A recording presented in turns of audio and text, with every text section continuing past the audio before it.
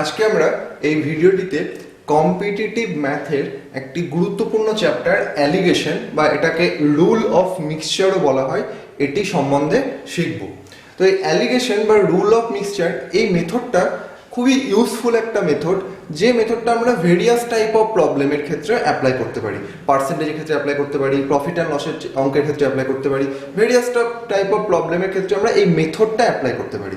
ঠিক আছে, তো এই মেথডটা সব থেকে ভালোভাবে আয়ত্ত করা, সব থেকে ভালোভাবে মেথডটা শেখার উপায় হচ্ছে এই মেথডটা ম্যাক্সিমাম টু ম্যাক্সিমাম প্রবলেমে অ্যাপ্লাই করা। যেখানেই আমরা সুযোগ পাবো, আমরা অ্যালিগেশন শেখার পরে যেখানেই আমরা সুযোগ পাবো যে প্রবলেমে, আমরা কিন্তু অবশ্যই এই মেথডটাকে অ্যাপ্লাই করব। এই মেথডটা যত বেশি অ্যাপ্লাই করব তত মেথডটা আমাদের কাছে বেশি ইজি লাগবে। এই মেথডটা শেখানোর সময় অনেকের মনে হতে পারে যে ওই অঙ্কগুলো ট্র্যাডিশনাল নিয়মে করলেই ভালো হয়, কিন্তু এই অ্যালিগেশন মেথডটা ট্র্যাডিশনাল নিয়মের থেকে অনেক বেটার, অনেক শর্টকাট এবং খুব তাড়াতাড়ি যে কোনো প্রবলেম এই মেথডের মাধ্যমে সলভ করা যাবে। তো এই মেথডটা শিখতে গেলে প্রথমে এই মেথডটা অ্যাপ্লাই করার জন্য আমাকে কিভাবে লিখতে হয় সেটা জানতে হবে। তো আমরা এভাবে লিখবো, প্রথমে লিখবো ফার্স্ট পার্ট, এখানে লিখবো সেকেন্ড পার্ট, আর এই দুটোর মাঝে আমরা একটা মিডল ভ্যালু লিখবো। এই দুটোর মাঝে এই দুটোকে কম্বাইন করে আমরা যেটা পাচ্ছি সেটাকে আমরা এখানে লিখবো কম্বাইন্ড পার্ট, কম্বাইন্ড পার্ট। এবার এই সেকেন্ড পার্টের ভ্যালু থেকে কম্বাইন্ড পার্টের ভ্যালুকে মাইনাস করব, এখান থেকে এটা মাইনাস করব দিয়ে এখানে লিখবো, আবার এখান থেকে ফার্স্ট পার্ট থেকেও কম্বাইন্ড পার্টের ভ্যালুটা মাইনাস করে আমরা এখানে লিখবো। ঠিক আছে, তো এটা হচ্ছে লেখার নিয়ম। অনেকেরই কঠিন লাগতে পারে, কিন্তু আমরা যখন দু একটা প্রবলেমেও এগুলো অ্যাপ্লাই করব তখন আমরা বুঝতে পারবো যে মেথডটা কতটা ইউজফুল। সেই জন্য আমি সবাইকে রিকোয়েস্ট করবো ভিডিওটা লাস্ট অবধি দেখার জন্য, তবেই কিন্তু পুরো জিনিসটা আয়ত্ত হবে। ঠিক আছে, তো আমরা এবার একটা প্রবলেমে আসি। আমরা প্রথম প্রবলেমটা দেখে নিই। In a zoo there are deer and pigeons. তার মানে কি, একটা চিড়িয়াখানায় কিছু পায়রা আর কিছু হরিণ রয়েছে। If heads are counted there আর 170। যদি তাদের মাথাগুলো কাউন্ট করা হয়, গোনা হয়, তাহলে 170। And if legs are counted there are 500। আর যদি তাদের পা গোনা হয় তাহলে পা রয়েছে 500। How many deer are there. মানে কি বলা হচ্ছে যে একটা চিড়িয়াখানায় কিছু ডিয়ার আছে আর কিছু পিজন্স আছে। ডিয়ার যাদের লেগ হচ্ছে 4টে করে, আর পিজন্স যাদের লেগ হচ্ছে 2টো করে। ইফ হেডস আর কাউন্টেড, যদি তাদের মাথা গোনা হয় তাহলে দেয়ার আর 170। মাথা তো সবার একটা করেই রয়েছে, সেই জন্য আমরা ডেফিনিট করে বলতে পারবো যে ডিয়ার আর পিজন্সের মোট number, sum of number of deer and pigeons are 170। তার মানে 170টা ডিয়ার এবং পিজন মিলিয়ে আছে। And if legs are counted there are 500। আর যদি তাদের পা কাউন্ট করা হয় তাহলে সেটা হচ্ছে 500। তাহলে হাউ মেনি ডিয়ার আর দেয়ার। এবার এই প্রবলেমটা আমরা ট্র্যাডিশনাল মেথডেও করতে পারি, অ্যালিগেশন মেথডেও করতে পারি। আমরা প্রথমে ট্র্যাডিশনাল মেথডে করে দেখাবো, যাতে করে বুঝতে পারি যে অ্যালিগেশনটা কতটা ইউজফুল এখানে। তাহলে আমরা যদি ধরে নিই হাউ মেনি ডিয়ার আর দেয়ার, আমরা যদি ধরে নিই যে ডিয়ার রয়েছে এক্সটি। যদি ডিয়ার এক্সটি হয় তাহলে ডিয়ার আর পিজনের নাম্বার অফ ডিয়ার আর পিজনের সাম কত? 170। তাহলে পিজন্স কটা আছে?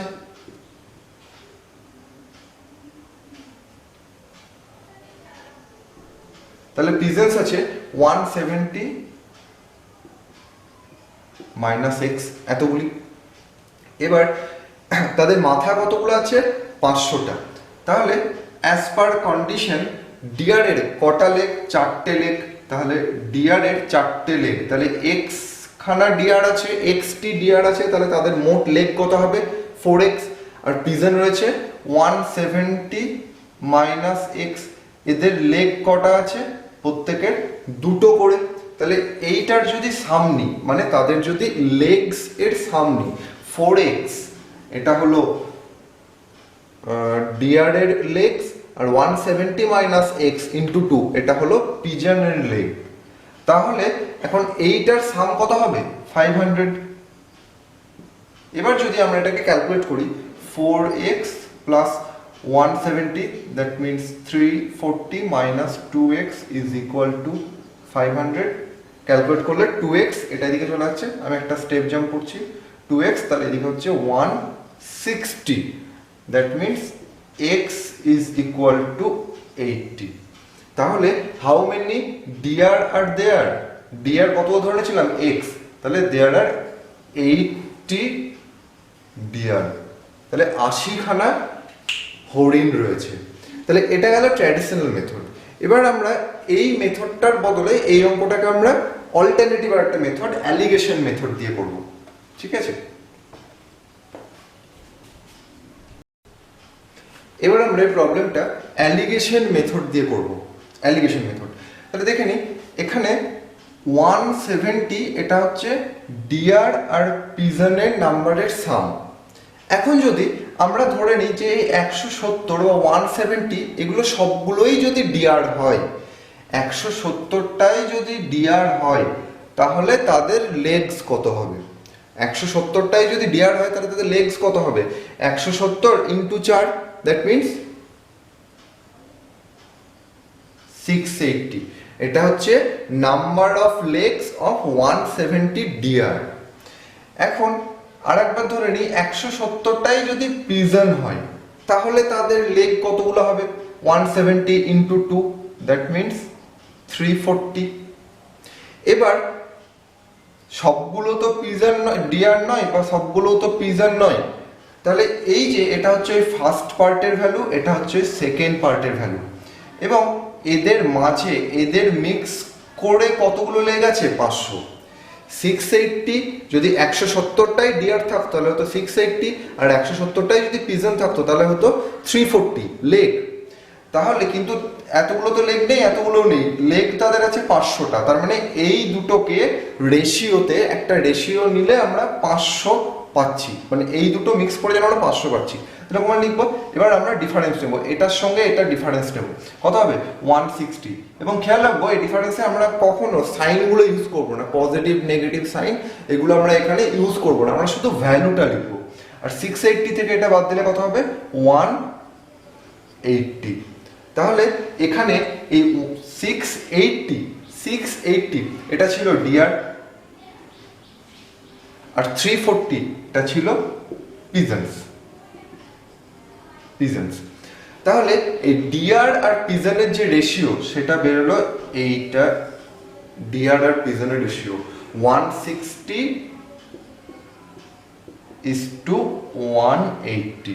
তাহলে এবার যদি আমরা কাটাকাটি করে দিই তাহলে কত হবে? 0 0 কেটে গেল, 4 2 8 2 16 8:9। তার মানে এই যে 170টা ডিয়ার অ্যান্ড পিজন্স রয়েছে তারা কত রেশিওতে রয়েছে? 8:9, যেখানে ডিয়ার কত? 8 আর পিজন্স হচ্ছে 9। তাহলে নাম্বার অফ ডিয়ার কিভাবে ক্যালকুলেট করব? 8/8 প্লাস 9 ইন্টু 170। ব্যাস, তাহলে 8 প্লাস 9 মানে 17, 17-এর সঙ্গে এটা কেটে গেলে এটা টোটালটার সঙ্গে এটা কেটে দিই, that means 10 is equal two 80। আগেরটাও যা আনসার ছিল এটাও সেই সেম আনসার। এবার আমরা দ্বিতীয় প্রবলেমে আসি। The average weight of 30 student of A class is 45 KG. মানে একটা ক্লাসে 30 জন স্টুডেন্টের এভারেজ ওয়েট মানে গড় ওজন হচ্ছে 45 KG. The average weight of girls is 37 KG, এবং মেয়েদের এভারেজ ওয়েট হচ্ছে 37 KG, and that of boys is 49 KG, আর ছেলেদের এভারেজ ওয়েট হচ্ছে 49 KG. Find the number of boys in the class. তাহলে কি বলা হচ্ছে? ক্লাসে 30 জন স্টুডেন্ট আছে, বয়েজ এবং গার্লস মিলিয়ে 30 জন স্টুডেন্ট আছে যাদের এভারেজ ওয়েট হচ্ছে 45 কেজি। আর যদি আমরা শুধু গার্লস গুলো নিই তাদের এভারেজ ওয়েট হচ্ছে 37 কেজি, আর যদি আমরা শুধু বয়েজদেরকে নিই তাহলে আমাদের এভারেজ ওয়েট হচ্ছে 49 কেজি। তাহলে বের করতে হবে find the number of boys in the class. একটা জিনিস এখানে খেয়াল করতে হবে যে এখানে যে দুটো ওয়েট বলা আছে, average weight of girls 37 K G আর average weight of boys 49 K G, এই দুটো মিশিয়ে যেন এই দুটোর মিক্সচার করেই আমরা টোটাল স্টুডেন্টের মানে বয়েজ প্লাস গার্লসের টোটাল স্টুডেন্টের এভারেজ ওয়েট পাচ্ছি 45 কেজি। খেয়াল রাখতে হবে এই 45টা 37 আর 49 এর মাঝে রয়েছে। এই যে 45 ভ্যালুটা সেটা 37 আর 49 এর মাঝের একটা ভ্যালু। তার মানে 37 আর 49 এই দুটোকে মিক্স আপ করে যেন 45 বানানো হয়েছে। এবার এই প্রবলেমটা যদি আমরা ট্র্যাডিশনাল মেথডে করতে হয় অনেকটাই বড় হবে। এটাকে আমরা যেহেতু আগের অঙ্কটা আমরা চেক করলাম, তো এবার এই অঙ্কটা থেকে আমরা অ্যালিগেশন মেথডটা ইউজ করব। তাহলে বয়েজ, এখানে লিখলাম বয়েজ, এখানে লিখলাম গার্লস। বয়েজের এভারেজ ওয়েট কত? 49। গার্লসের এভারেজ ওয়েট কত? 37। আর বয়েজ এবং গার্লস তাদের মিলিয়ে এভারেজ ওয়েট কত? মাঝের যে ভ্যালুটা সেই ভ্যালুটা কত? 45। তাহলে এটা বিয়োগ করব, এটা বিয়োগ করব, রেজাল্টগুলো লিখবো এখানে। এটা থেকে এটা বিয়োগ করলে শুধু আমরা ভ্যালুটা লিখবো, কোনো সাইন নেব না। এটা থেকে বিয়োগ করলে 4 আর এটা থেকে করলে 8। তাহলে এই যে বয়েজ আর গার্লস তাদের রেশিও হচ্ছে 8:4। তাহলে boys is to girls is equal to 8:4। That means 2:1। এবার আমরা রেশিও পেয়ে গেলাম। Find the number of boys. এবার বয়েজ ক্যালকুলেট করব। মোট স্টুডেন্ট কত? 30 জন। তাহলে বয়েজ কত থাকবে? Number of boys is equal two, boys হচ্ছে 2, তাহলে 2/2 প্লাস 1 ইন্টু কতজন মোট student? 30। That means 3 10 20। Number of boys answer is 20। 3 number problem. A shopkeeper sold 40 kg of goods partly at 10% profit and rest at 4% profit. তার মানে একজন shopkeeper 40 KG দ্রব্য বিক্রি করলো পার্টলি, একটা অংশ 10% প্রফিটে আর রেস্ট মানে অবশিষ্ট অংশ 4% প্রফিটে। তার মানে 40 কেজির মধ্যে কিছুটা পরিমাণ 10% প্রফিটে বিক্রি করা হয়েছে আর কিছুটা বাকি অবশিষ্ট যে পরিমাণটা সেটা 4% প্রফিটে বিক্রি করা হয়েছে। Thus he earn 6% profit on the whole. তাতে করে কি হয়েছে? টোটালের উপর সে 6% প্রফিট গেইন করেছে। What is the quantity sold at 4% profit? তাহলে 4% প্রফিটে কতটা গুডস বিক্রি করা হয়েছে। ঠিক আছে, তাহলে কি বলা হচ্ছে? কিছুটা অংশ বিক্রি করেছে 40 কেজির মধ্যে, কিছুটা অংশ 10% প্রফিটে আর কিছুটা অংশ 4% প্রফিটে, যাতে করে এই দুটোর মিক্সচার যেন এই দুটোর রেজাল্ট দাঁড়িয়েছে 6% প্রফিট। ঠিক আছে, 40 কেজির মধ্যে 10% প্রফিটে কিছুটা, 40 কেজির মধ্যে 4% প্রফিটে কিছুটা। তারপরে বিক্রি করার পরে সে যখন হিসাব করছে তখন দেখছে টোটালের উপর মানে 40 কেজির উপর তার 6% প্রফিট হয়েছে। তাহলে আমরা আবার অ্যালিগেশন মেথড ইউজ করবো এখানে। তাহলে এখানে প্রফিট ছিল 10% আর এখানে প্রফিট হয়েছে 4%। এই দুটো প্রফিটের রেজাল্ট হয়েছে 6%। এখানেও খেয়াল রাখতে হবে এই দুটো ভ্যালুর মাঝে ঠিক এটা থাকবে। যত জায়গায় আমরা অ্যালিগেশন মেথড ইউজ করার সময় সব সময় দেখব এই যে দুটো, এখানে যে ফার্স্ট ভ্যালু আর এখানে সেকেন্ড ভ্যালু, এই দুটোর মাঝে থাকবে এই কম্বাইন্ড ভ্যালুটা, অলওয়েজ মাঝে থাকবে। যদি মাঝে থাকে তবেই প্রবলেমটা অ্যালিগেশন মেথডে হবে, আদারওয়াইজ নট। তাহলে এই দুটোর মাঝে যেন এই ভ্যালুটা থাকে। তাহলে 10 আর 4 এর মাঝে পড়ছে 6। এবার আমরা এটাকে বিয়োগ করব। এটা থেকে বিয়োগ করলে হচ্ছে 2, এটা থেকে বিয়োগ করলে 4। তাহলে 10% প্রফিটে বিক্রি করা, তাহলে রেশিও হচ্ছে কত? 2:4। That means 1:2। তাহলে এই 40 কেজির মধ্যে 10% প্রফিট আর 4% প্রফিটে ওই 40 কেজি দ্রব্য বিক্রি করা হয়েছে 1:2 রেশিওতে। 40 কেজির মধ্যে 1 ভাগ বিক্রি করা হয়েছে 10% প্রফিটে আর 2 ভাগ বিক্রি করা হয়েছে 4% প্রফিটে। তাহলে 40 কেজির মধ্যে কতটা অংশ 10% প্রফিটে বিক্রি করা হয়েছে? 10% প্রফিটে বিক্রি করা হয়েছে 1 ভাগ, তাহলে 1/1 + 2 ইন্টু 40 কেজি, তাহলে 1/3 ইন্টু 40, কত আসছে? আসছে 34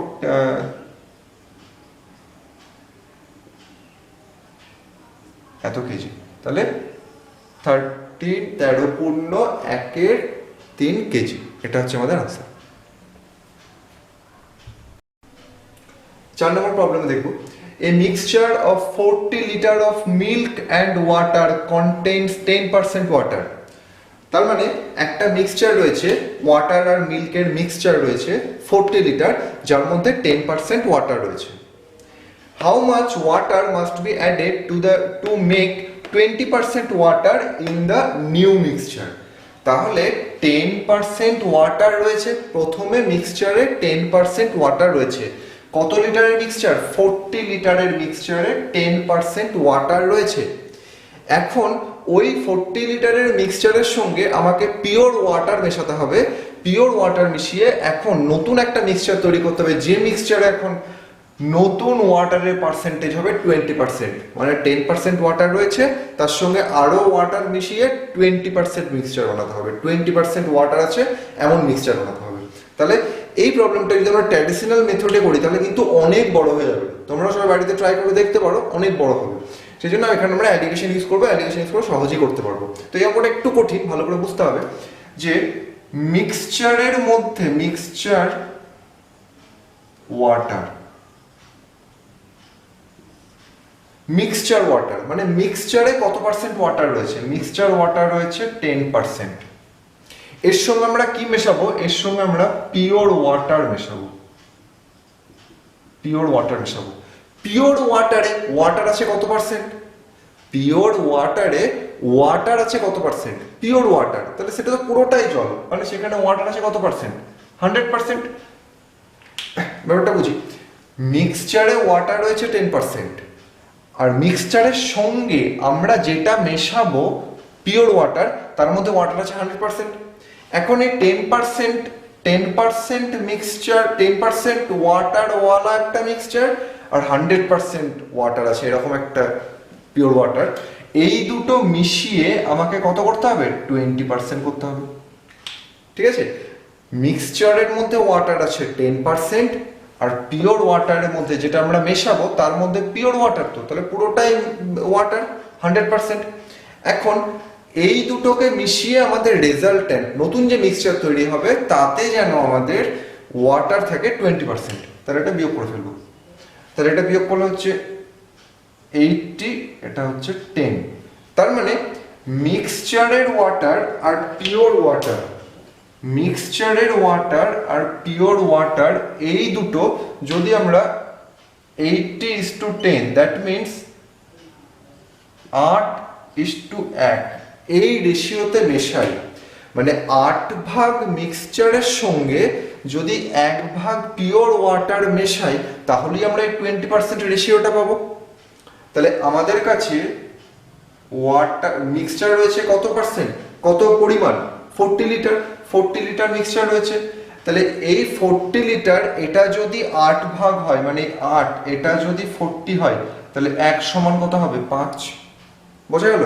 আরেকবার বলি, মিক্সচারের ওয়াটার আর পিওর ওয়াটার এই দুটোর রেশিও নিয়ে আমরা ক্যালকুলেশন করে 8:1 বের করলাম। এই 8:1টা কি বলে দিচ্ছে?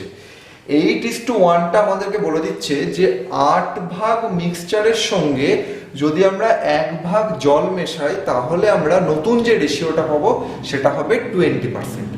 তাহলে 40 লিটার এটা হচ্ছে 8 ভাগের মতো, তাহলে 1 ভাগ সমান কত হবে? 5 লিটার। তাহলে উত্তর দাঁড়াচ্ছে যে 40 লিটার মিল্কের সঙ্গে, যার মধ্যে 10% ওয়াটার রয়েছে, যদি আমরা আরো 5 লিটার ওয়াটার মেশাই তাহলে নতুন যে পার্সেন্টেজটা হবে মিক্সচারে সেটা হবে 20% ওয়াটার। ঠিক আছে, পরের প্রবলেমটি হলো, a person covers a distance of 100 কিমি ইন 10 আওয়ার্স। তার মানে একজন ব্যক্তি 100 কিমি ডিস্টেন্স যায় 10 ঘন্টায়, পার্টলি বাই ওয়াকিং অ্যাট 7 কিমি per hour and the rest by running at 12 কিমি পার আওয়ার। তাহলে কি বলা হচ্ছে? ওই 100 কিমির মধ্যে কিছুটা অংশ 7 কিমি পার ঘন্টা বেগে হেঁটে যায় এবং বাকি অংশ 12 কিমি পার ঘন্টা বেগে দৌড়ে যায়। Find the distance covered in each part. তাহলে প্রত্যেকটা পার্টে কত ডিস্টেন্স, মানে ওয়াকিং গেছে কতটা ডিস্টেন্স অ্যান্ড বাই রানিং কতটা ডিস্টেন্স গেছে। ঠিক আছে, তাহলে এটা হচ্ছে অঙ্ক। তো কি বলা হচ্ছে 100 কিমি ডিস্টেন্স 10 ঘন্টায় যাচ্ছে, মোট 10 ঘন্টায়। এবার ওই 100 কিমি ডিস্টেন্স যেটা 10 ঘন্টায় যাচ্ছে তার মধ্যে কিছুটা অংশ পায়ে হেঁটে 7 কিমি পার ঘন্টা বেগে পায়ে হেঁটে যাচ্ছে, আর কিছুটা অংশ 12 কিমি পার ঘন্টা বেগে দৌড়ে যাচ্ছে। তাহলে হেঁটে কতটা যাচ্ছে আর দৌড়ে কতটা গেছে, 100 কিমির মধ্যে হেঁটে কতটা গেছে আর দৌড়ে কতটা গেছে সেটা বের করতে হবে। তাহলে আমরা দেখি, তাহলে এখন 100 কিমি ডিস্টেন্স যাচ্ছে 10 ঘন্টায়, তাহলে তার গড় বেগ বা এভারেজ ভেলোসিটিটা কত হবে? 100 কিমি যাচ্ছে 10 ঘন্টায়, তাহলে এভারেজ ভেলোসিটি বা এভারেজ স্পিড বলতে পারি, এভারেজ ভেলোসিটি এটা কত হবে? এভারেজ ভেলোসিটি হলো 100/10 এত কিমি পার আওয়ার, তাহলে 10 কিমি পার আওয়ার, 10 কিমি পার আওয়ার, এটা হলো এভারেজ ভেলোসিটি। এখন 7 কিমি পার ঘন্টা বেগে কিছুটা যাচ্ছে আর 12 কিমি পার ঘন্টা বেগে কিছুটা যাচ্ছে, তাহলে এই 7 যেটা কিনা ওয়াকিং ডিস্টেন্স, ওয়াকিং আর রানিং হচ্ছে 12, এই দুটোর কম্বাইন করে আমরা কত ভেলোসিটি পাচ্ছি?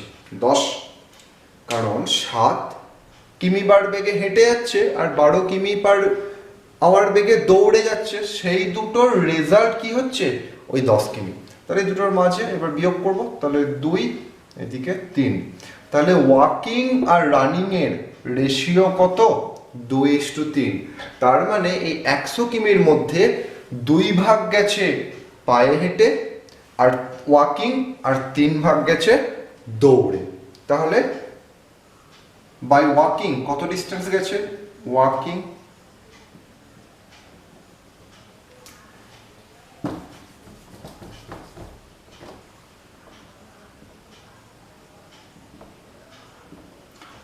কত ডিস্টেন্স গেছে?